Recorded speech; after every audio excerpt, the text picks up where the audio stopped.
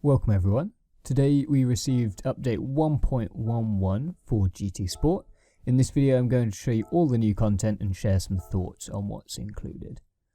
As usual, the patch notes can be found from the website, link is in the description, or from the in-game newsfeed. To begin with, we've got a selection of new single player events added to GT League, perhaps most notably of which is an off-road challenge using the fairly recent Ford F-150, as well as a new endurance series for Group 3 cars, which will be an excellent place to reacquaint yourselves with Monza, the new track, which we'll come to in a moment. There are 10 new cars which were teased last week. All the cars are pretty much as were guessed, but let's go through and I'll show you them all in game. First up, we've got the Toyota Supra RZ from 1997. This is an N300 category car and will cost 45,000 credits.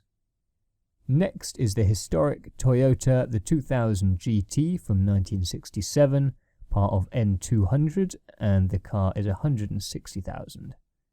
The last of three Toyotas is the more recent FT1, which is somewhat surprising to me, a Group X car.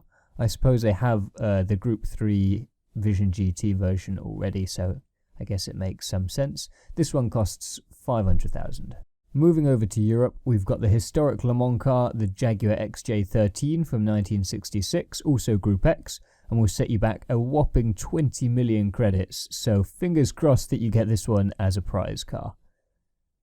Next here we have the McLaren F1 from 1994 in Class N600, and I'm hoping that they're gonna maybe add this into a Group 3 in the future if they can have a variation of this. I think that would work pretty well.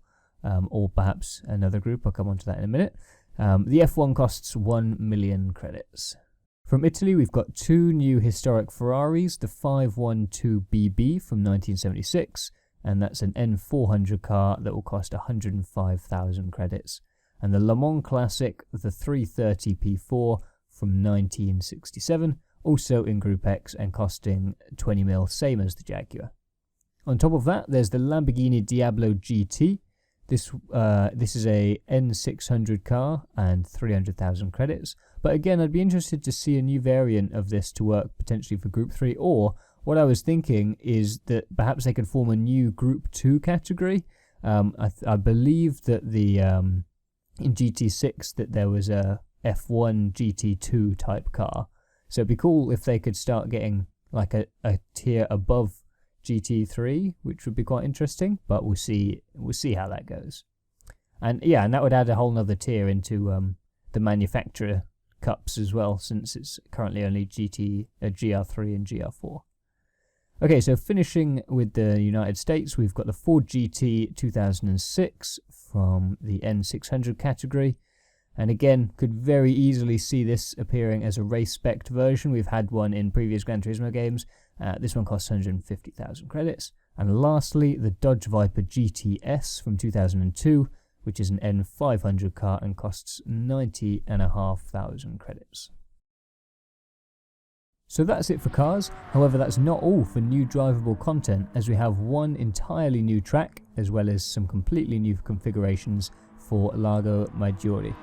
Let's start with Monza then. So I'm very happy with this new addition. It's actually one of my favourite real-world circuits from the previous games, so I'm definitely excited to get out and try this one myself. It includes the standard version as well as a no chicane variation. The track itself seems to be a fairly up-to-date version, with the start-finish line much further up the back straight, as well as slightly different arrangement of tarmacked areas on the outside of the corners. It looks absolutely stunning though. This is from the evening setting and it's pretty gorgeous. As for the Lago Maggiore, there are three brand new configurations, which include the center, east and west variations, so all with reverse direction variations possible as well.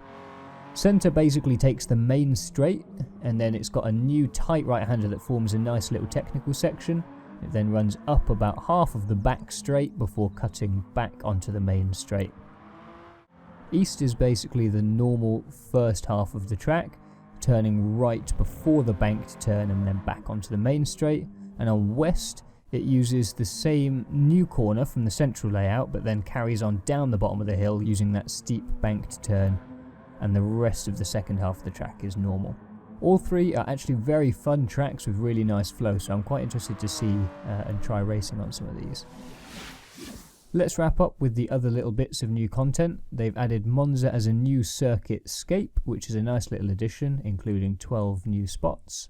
Daihatsu has been given a museum, so for all those die-hard Daihatsu fans? Yeah, okay, on we go. Finally, there's various bug and controller improvements that have been made. Handling of cars using the drift or dirt settings sheet is supposed to be better. Lobby stability, race result bugs, things like that, and various other unspecified issues.